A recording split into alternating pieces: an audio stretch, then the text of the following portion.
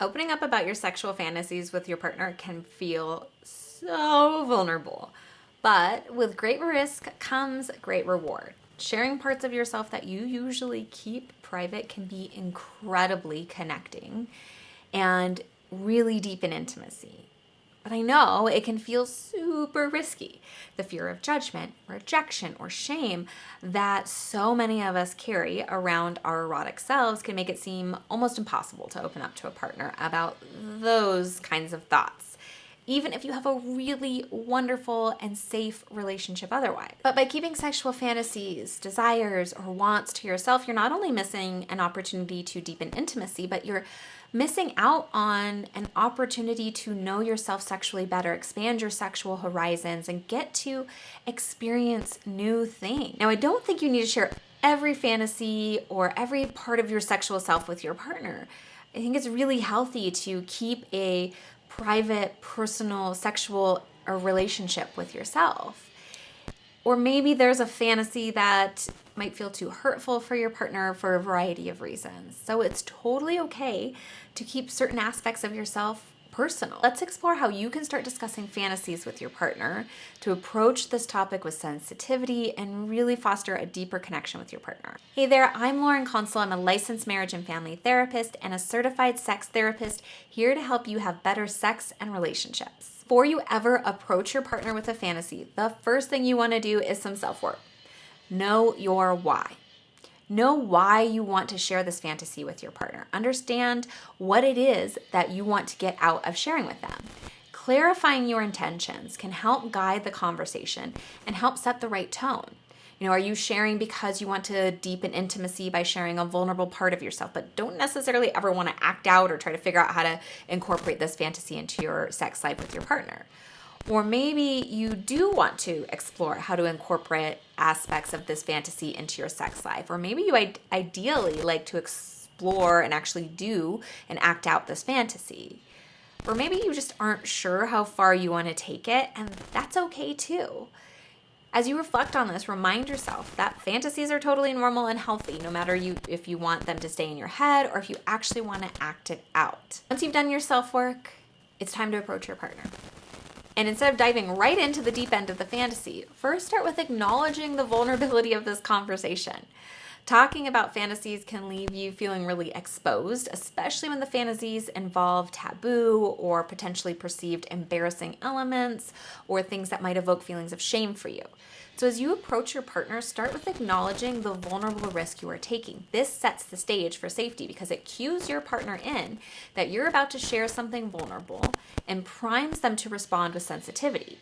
It can also be easier, I found, to start with a statement of how you're feeling as a nice segue into the content. So really what you have to do is just get yourself to say, hey, I want to share something vulnerable with you. And then you're kind of committed to sharing it versus like, I have this fantasy, or I want to do this or that. So sharing that vulnerability can help get the conversation started and create safety. So this may sound something like, hey, honey, I want to share a fantasy with you that I have, and I'm feeling nervous about it because I feel really vulnerable, but I really want to share it because I want us to create a safe and open dialogue around sex. And also sharing with you about myself around these intimate things makes me feel really close and connected with you. So again, this cues your partner into the topic and primes them that you are feeling nervous because it's vulnerable.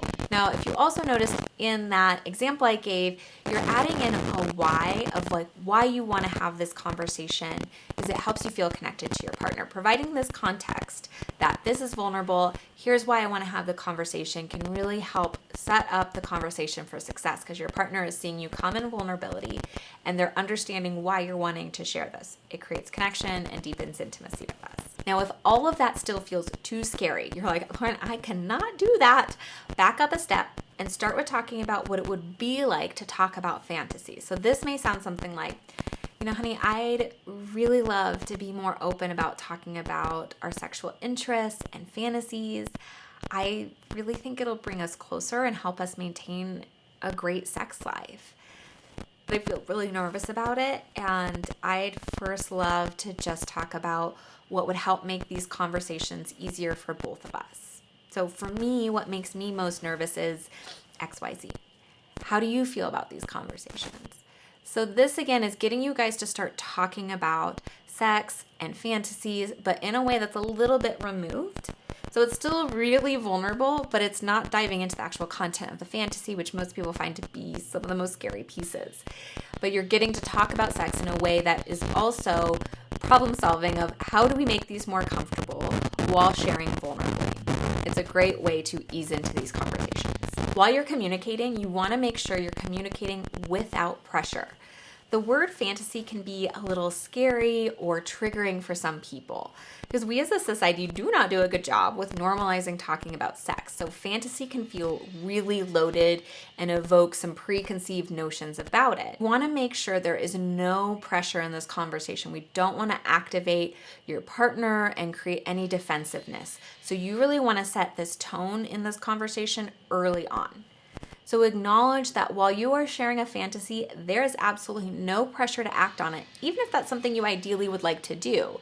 Your sex life is a collaboration, and you have to work together to honor both of your needs and wants and desires. So emphasize that your goal is to deepen the connection by sharing and exploring together. And part of the later discussion can explore the potentiality of incorporating or engaging in this fantasy, but first, you want to share in a way that helps you both feel safe and not obligated to do anything. So this may sound something like, I want you to know that I'm sharing this with you to be vulnerable and deepen intimacy, and not because I'm saying that we need to do this at all.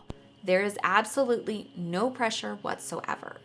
Ultimately, I want to create safety around these conversations so that we can continue to be open and learn about each other and deepen our sexual connection. Now that you laid a great foundation, you've reflected yourself, you created safety with your partner, it is time to rip that Band-Aid off and share your fantasy.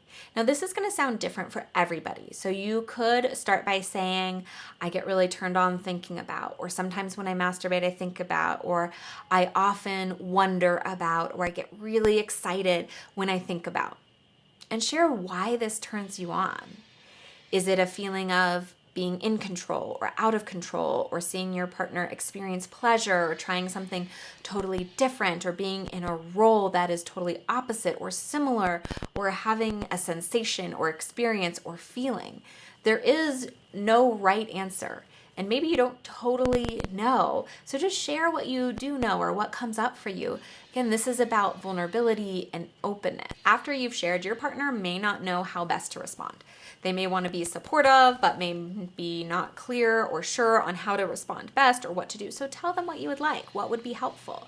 So think about for yourself. Do you want to know what your partner thinks about what you shared? Do you want them to ask questions? Do you want them to give you reassurance that it's okay that you shared that? So when you realize what you would like from your partner, what would be helpful in that moment, ask them for it. So this may sound something like, I'm feeling really vulnerable having just shared that, and I would really appreciate if you could give me some reassurance that it was okay to share that with you and that you want to continue to talk about it if you do. Or it might sound like, I'd love to know your thoughts and feelings that are coming up for you after I shared that. Help your partner help you. This is a collaborative process. As you and your partner are discussing, think about exploration questions. If this is a fantasy that you might like to explore in part or in whole, you can share that in a non-pressuring manner. You could say something like, I'm not sure what this could look like in practice, if at all. I would love, though, to explore this together, how we might start exploring this in a way that feels exciting and safe for both of us. Are you open to that conversation now, or would it be helpful if we return to that conversation in the future? Your partner may be feeling a little overwhelmed or activated depending on their history, their experience, your guys' relationship. So it can be helpful to kind of come back to this conversation at a later time, but be sure that you come back to it. But really it's about collaborating. Now, if your partner is open to continuing the discussion, go slow. Start with talking about scaling the fantasy. On one hand, you have the actual playing out of the fantasy. And so ask yourself, what is one step back from actually doing that? And then one step back from that, and so on until you kind of have a potential roadmap. And it doesn't mean you actually have to follow this roadmap, because maybe you don't actually want to do the thing, but it can help you kind of look at what are the options and explore within those options what feels good for each of you and how you might explore both of those. So for example, you could say, like say you're interested in spanking with a paddle. The far end is actually doing this, spanking with a paddle. One step back could be watching erotic material that includes spanking with a paddle in it. Another step back from that could be using hands to spank. Another step back could be incorporating it into dirty talk in sex without actually doing it. Another step back could be going to a sex shop in person just to look at the paddles and talk about it, or going online to a sex shop as well, right? Or another step back could just be doing research online about it. How do other people do it? Are there educational videos out about it? So at each step, if you decide to go into these steps, you want to make sure you talk about what would that actually look like for us and check in with each other. How are you feeling? You go, say you do go to the sex shop or you go online. How are you feeling? What was that like for you? Did anything come up that surprised you? What excited you? What made you nervous? All of that. And how do you feel about taking another step forward? Just because you have a roadmap doesn't mean you actually have to follow it all the way to the end. Again, it's ongoing communication and collaboration. And what if your partner is just not into it? If your partner is not enthusiastic about your fantasy, don't let the conversation end there. You want to continue to have a collaborative discussion because you guys are going to have different desires and wants in lots of aspects of life, and you don't want to just drop it. So continue to discuss it. Get curious about what makes them uninterested or turned off. And this isn't you trying to convince them, it's trying to understand them. Again, because this is going to show up in different aspects of your life, or as you guys continue to move forward in your sex life, you're gonna wanna understand each other and not just go, oh, you're not interested? Okay, I'm just gonna drop that. Or if I ask questions, I'm gonna make them feel pressured. You're really trying to be genuinely curious and understand your partner. You may also want to talk about, is there any small part or any aspect of it that could be interesting to them?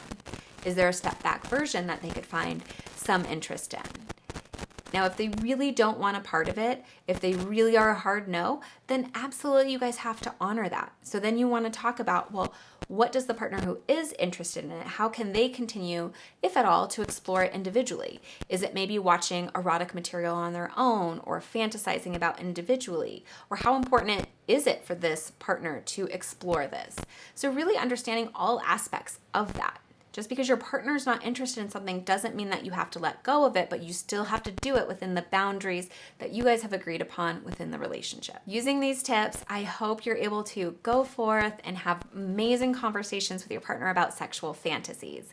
These conversations do require a lot of patience and understanding and openness and vulnerability, but if you approach these conversations with care and empathy and genuine curiosity, you and your partner can really build a deeper connection and explore the tapestry of your desires together in such a beautiful way.